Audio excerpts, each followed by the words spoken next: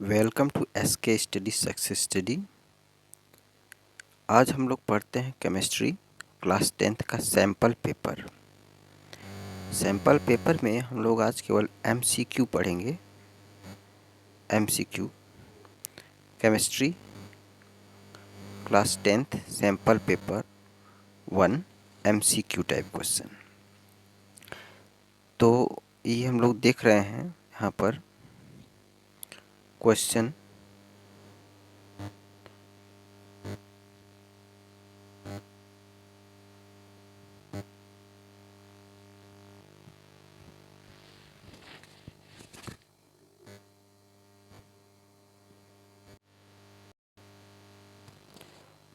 Question 1 है। ये figure दिया हुआ है। इस फिगर में मैग्नीशियम रिबन है। ये मैग्नीशियम रिबन बर्न हो रहा है। ठीक है, मैग्नीशियम रिबन बर्न होकर के मैग्नीशियम ऑक्साइड बन रहा है। जब हम मैग्नीशियम रिबन को बर्न कराते हैं तो वाइट कलर का मैग्नीशियम ऑक्साइड बनता है जो कि डेजलिंग लाइट के साथ जलता है। तो यहाँ पर क्वेश्चन कह रहा है which of the following is correct observation of the reaction shown in the above setup. तो पहला ऑप्शन है brown powder of magnesium oxide.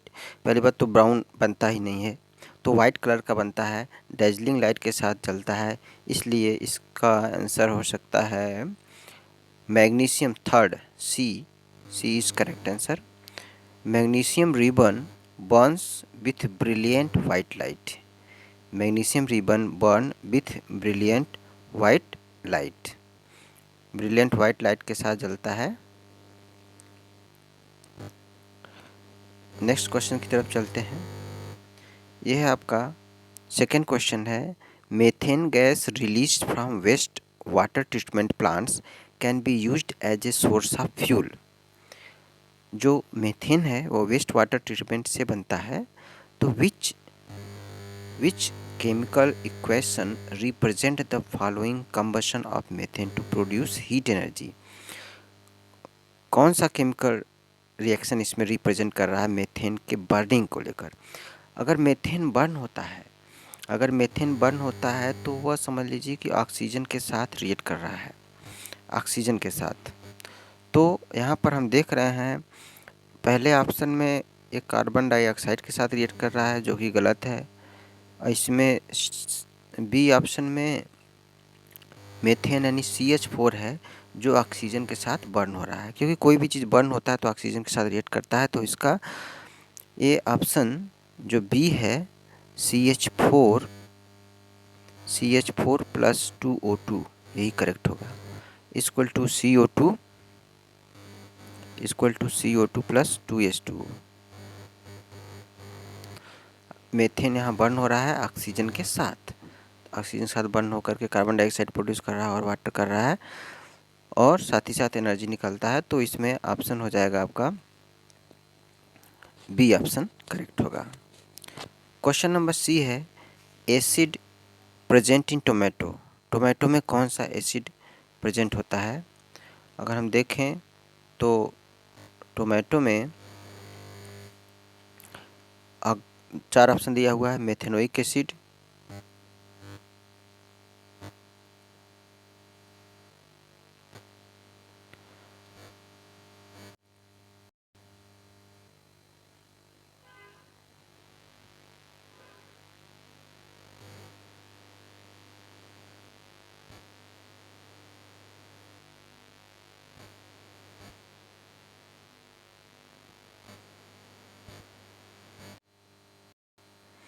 तो यहाँ पर क्वेश्चन नंबर 4 जब प्लास्टर ऑफ पेरिस को हम इनर वॉल पर लगाते हैं, POP को लगाते हैं, तो यह वाटर के प्रेजेंस में हार्ड हो जाता है। तो ऑप्शन डी करेक्ट ऑप्शन होगा। देखिए नेक्स्ट क्वेश्चन है। इसमें जो क्लोरीन है, क्लोरीन मॉलिक्यूल्स का करेक्ट स्ट्रक्चर क्या होगा, इलेक्ट्रॉन डॉट स्ट्रक्चर। तो यहाँ पर क्लोरीन का जो एटॉमिक नंबर होता है वह 17 होता है। ठीक है, 17 होता है। तो फर्स्ट सेल में 2 रहेगा, सेकेंड सेल में 8 रहेगा और लास्ट सेल में 7 रहेगा। 7 होने का मतलब इसे 1 इलेक्ट्रॉन और चाहिए, यानी कि 1 इलेक्ट्रॉन इस क्लोरीन का और 1 इलेक्ट्रॉन इस क्लोरीन का, यानी 2 इलेक्ट्रॉन शेयर होने चाहिए। तो इसमें 4 इलेक्ट्रॉन शेयर है, इसमें 6 इलेक्ट्रॉन शेयर है, इसमें 4 इलेक्ट्रॉन शेयर है, तो 2 इलेक्ट्रॉन यही शेयर हो रहा है। यहाँ पर ऑप्शन सी करेक्ट ऑप्शन होगा। Question number 6, the part of A homologous series is shown below. Homologous series का यहाँ पर दिया हुआ है C3H4, सेकेंड है C4H6 और थर्ड है C5H8। C5H8 यानी कि ये होमोलोगस सीरीज जो है एल्केन एल्कीन एल्काइन किसका है, यहाँ पर C5 और H8 है। इसका मतलब ये हुआ कि जितनी कार्बन है उसका अगर हम डबल कर दें तो 10 हो जाएगा, 10 में से 2 माइनस करेंगे तो 8 आएगा। तो ये फार्मूला यानी कि CnH2n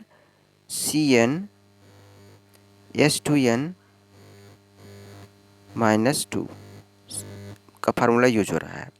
तो यहाँ पर अगर हम C5 के बाद अगर देखें होमोलोगस सीरीज में C6 देखें तो C6 का डबल करते हैं तो 12 आता है, 12 में 2 माइनस करते हैं 10, यानी कि C6H10 का ऑप्शन तो है नहीं इसमें, C6 है लेकिन H14 है। तो हम यहाँ पर आ जाते हैं होमोलोगस सीरीज चूँकि कंसेक्यूटिव होता है, लगातार होता है, तो इस पहला ऑप्शन जो C3 है तो C3 के पहले लेंगे C2 और हाइड्रोजन पता करने के लिए 2 का डबल करते हैं 4, 4 में से 2 माइनस करते हैं 2, यानी H2C2H2 आएगा। C2H2 ऑप्शन ए करेक्ट है। नेक्स्ट है 7, what is the x in the reaction. Reaction में एक्स क्या है, यहाँ पर एल्युमिनियम है, वाटर से रिएक्ट कर रहा है, यहाँ पर वाटर वेपर होगा, 2 Al2O3 बन रहा है, Al2O3 प्लस एक्स मतलब यहाँ हो जाएगा H2 बन रहा है, यहाँ पर H2 बनेगा, तो बी ऑप्शन करेक्ट हो जाएगा इसका। नेक्स्ट क्वेश्चन है question number 8, small hair like structure line the upper part of the human respiratory tract. These structure trap the dust particles, germs and chemical entering the human body during the breathing. तो इसमें यह है कि small hair like structure हमारे respiratory tract में present होते हैं। Respiratory tract में हेयर लाइक स्ट्रक्चर जो कि डस्ट पार्टिकल जर्म्स को हमारे बॉडी में जाने से रोकता है। Smoking is likely to cause infection, और स्मोकिंग करने से रिस्पायरेटरी ट्रैक में इन्फेक्शन हो जाता है। ऐसा क्यों होता है, तो जो हम स्मोकिंग करते हैं तो स्मोकिंग की वजह से जो हेयर लाइक स्ट्रक्चर होता है वो डैमेज हो जाता है। डैमेज होने की वजह से क्या होता है कि हमारे जर्म्स हैं, केमिकल्स हैं, वो हमारे बॉडी में इंटर करने लगता है। तो इसका ऑप्शन कौन सा करेक्ट होगा, ए है smoking destroy the hair like structure, smoking causes excessive growth of the hair like structure, smoking stimulate the hair like structure to release the harmful chemicals, smoking makes the hair like structure wet and they fail to trap the dust particle. तो इसमें first option correct होगा, smoking destroy the hair like structure, यानी हमारे respiratory tract में जो hair like structure होता है वो स्मोकिंग करने से वो डिस्ट्रॉय हो जाता है, जिससे हमारे बॉडी में जो हमारा प्रोटेक्शन करता है hair like structure respiratory tract में, वो हमारा प्रोटेक्ट नहीं कर पाता, हमारे जर्म्स डस्ट पार्टिकल अंदर जाने लगते हैं और हमें इन्फेक्शन कर देते हैं। नेक्स्ट क्वेश्चन है 9, the cerebellum in the brain control the voluntary action. Voluntary action का मतलब होता है जो हम लोग अपनी इच्छानुसार कर सकते हैं, यानी जो हमारे ब्रेन में 3 पार्ट होते हैं, सेरिब्रम, सेरिबेलम और मेड्यूला। तो यहाँ पर सेरिबेलम दिया हुआ है, सेरिबेलम वॉलंटरी एक्शन करता है, तो ये कंट्रोल करता है वॉलंटरी एक्शन को। तो यहाँ पर कौन से एक्शन को कंट्रोल करेगा, ए बीटिंग ऑफ हार्ट का बीटिंग कंट्रोल नहीं कर पाएगा क्योंकि इनवॉलंटरी एक्शन है, अब ऑटोमेटिक होता है। बी ऑप्शन है ब्लिंकिंग ऑफ आई ब्लिंक होना, ये भी ऑटोमेटिक है। सी वाटरिंग ऑफ माउथ से पानी निकलना किसी भी चीज़ को देख करके, ये भी ऑटोमेटिक है। जंपिंग फ्रॉम हाइट, ये हम लोग अपनी इच्छा अनुसार कर सकते हैं, किसी हाइट से जंप करना, ये वॉलंटरी एक्शन हुआ, यही सेरिबेलम कंट्रोल कर सकता है, यानी ऑप्शन इसका डी करेक्ट होगा, जंपिंग फ्रॉम हाइट।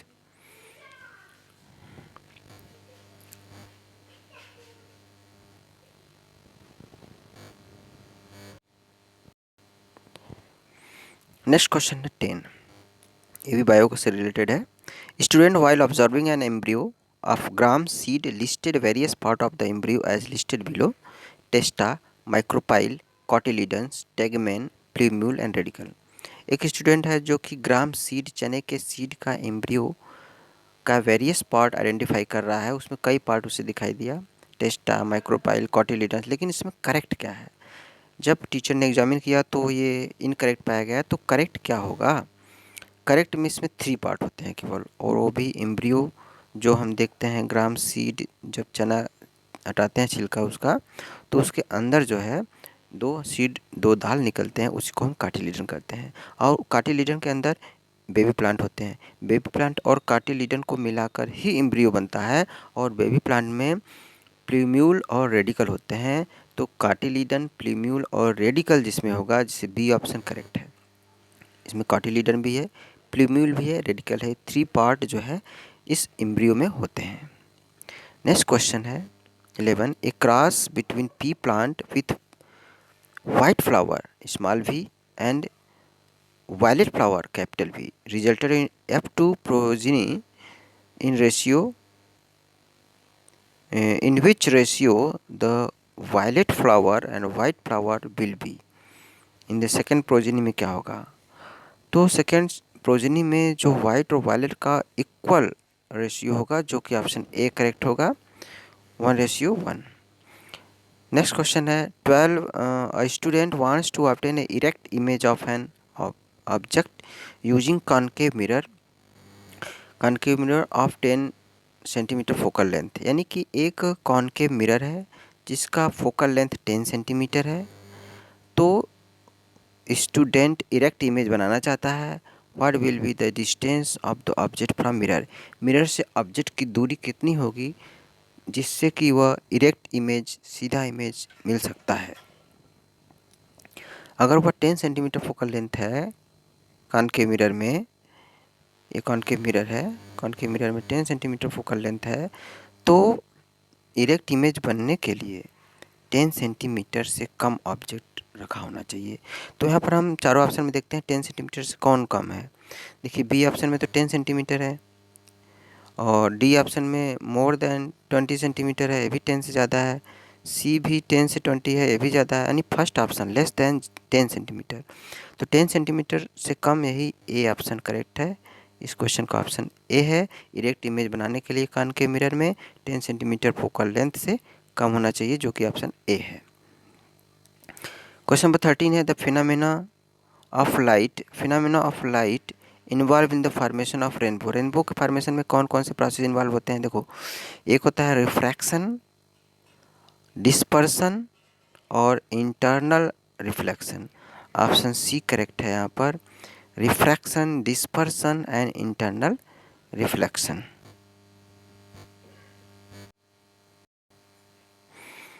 तो ये phenomena of light involve in the formation of rainbow. Rainbow के फॉर्मेशन में देखिए सी ऑप्शन करेक्ट है। रेनबो कैसे बनता है? इसमें रिफ्रैक्शन भी होता है, डिस्पर्सन भी होता है और इंटरनल रिफ्लेक्शन भी होता है। क्वेश्चन नंबर 14 है choose the option giving correct matching item. देखिए यहाँ फर्स्ट कॉलम सेकंड कॉलम दिया हुआ है। ए में है फर्स्ट कॉलम में physical environment, exposure to ultraviolet radiation, chlorofluorocarbon compound decomposer, और सेकंड कॉलम में दिया है ozone depletion.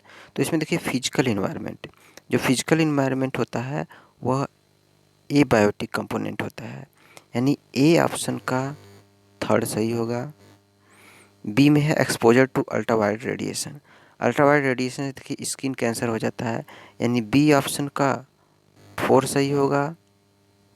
C chlorofluorocarbon, chlorofluorocarbon से जो ओजोन डिप्लीट हो जाता है, तो सी ऑप्शन का फर्स्ट सही होगा।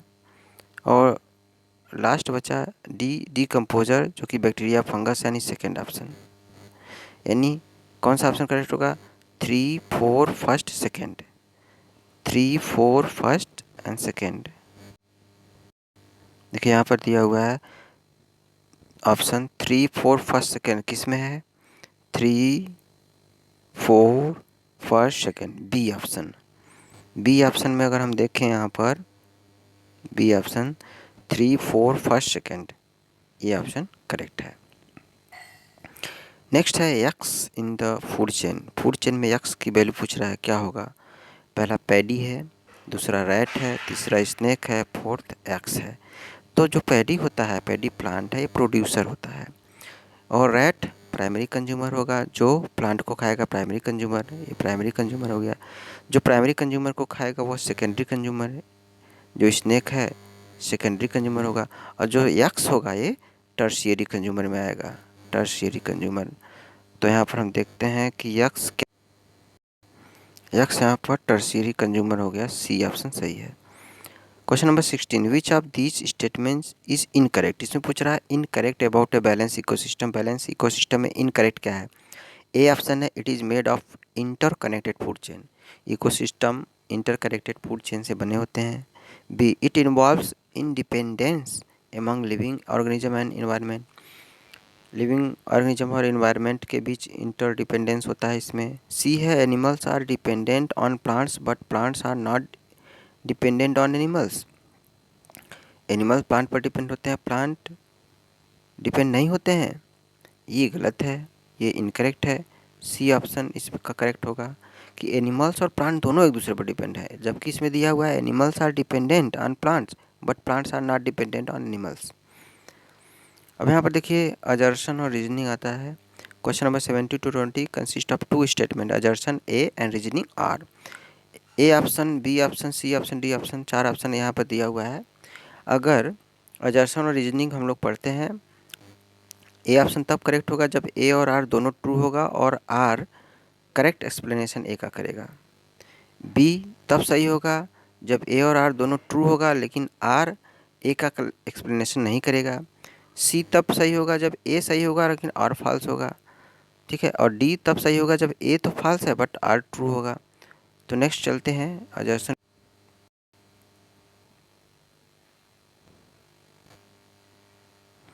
यहाँ पर क्वेश्चन नंबर 17 है assertion A. Reaction of quick lime with water is an exothermic reaction. Quick lime मतलब CaO। CaO जो होता है वो वाटर से रिएक्ट करता है, H2O से रिएक्ट करके बनाता है लार्ज अमाउंट में। जब हम CaO कैल्शियम ऑक्साइड जब हम मार्केट से ख़रीद कर लाते हैं और उसे पानी में डालते हैं तो लार्ज अमाउंट ऑफ हीट निकलता है, वो बॉयल होने लगता है, यानी एक्सोथर्मिक रिएक्शन है ये। और आर क्या कर रहा है? Quick lime react vigorously with water release a large amount of heat. Yes, ये क्विक लाइम यानी कि CaO वाटर से रिएक्ट करके विगरसली रिएक्ट करता है, बहुत तेज़ी रिएक्ट करके large amount of heat produce करता है। ए भी करेक्ट है और आर जो है ए का करेक्ट एक्सप्लेनेशन कर रहा है। इसका मतलब है ऑप्शन ए करेक्ट होगा इसमें, ऑप्शन ए जो ऊपर अभी हम लोगों ने पढ़ा है कि कौन सा ऑप्शन करेक्ट होगा। ए ऑप्शन में क्या है? A is true and R is the correct explanation of A। तब हम इसमें ऑप्शन A सही करेंगे। दूसरा है अजर्सन A, characteristic of parental plants can B preserved through the vegetative reproduction. यानी जो पेरेंटल प्लांट के कैरेक्टरिस्टिक्स हैं वह वेजिटेटिव रिप्रोडक्शन में प्रिजर्व रहते हैं। दूसरा है asexual reproduction involves the only mitosis. Asexual reproduction में केवल माइटोसिस इन्वॉल्व होता है। ये भी करेक्ट है। तो इसमें ऑप्शन ए करेक्ट है और ए एक्सप्लेन भी कर रहा है, यानी इसका भी ऑप्शन ए करेक्ट होगा। नेक्स्ट है current carrying straight conductor experiences a force when placed perpendicular direction of a magnetic field and the net charges on A correct carrying conductor is always zero. कह रहा है current carrying straight conductor, एक straight conductor है जिसमें current flow हो रहा है और एक फोर्स प्रोड्यूस हो रहा है when placed perpendicular to direction of magnetic field. तो ये तो होता है, ठीक है। And net charges on a current carrying conductor is always zero. ये भी करेक्ट है कि नेट चार्जेस जीरो होगा, लेकिन यह ए को एक्सप्लेन नहीं कर रहा है, तो इसमें ऑप्शन बी करेक्ट होगा। नेक्स्ट है an ecosystem consist of biotic component and abiotic component. Ecosystem में बायोटिक और एबायोटिक कंपोनेंट होते हैं, ये करेक्ट है। बायोटिक और एबायोटिक कंपोनेंट होते हैं, ये करेक्ट है। A is correct. R. Biotic and abiotic component play an important role for substances of life and work independently in all ecosystem। यह independently work नहीं होता है, dependently work होता है, इसलिए R false होगा। A is true, R is false, means option C सही होगा।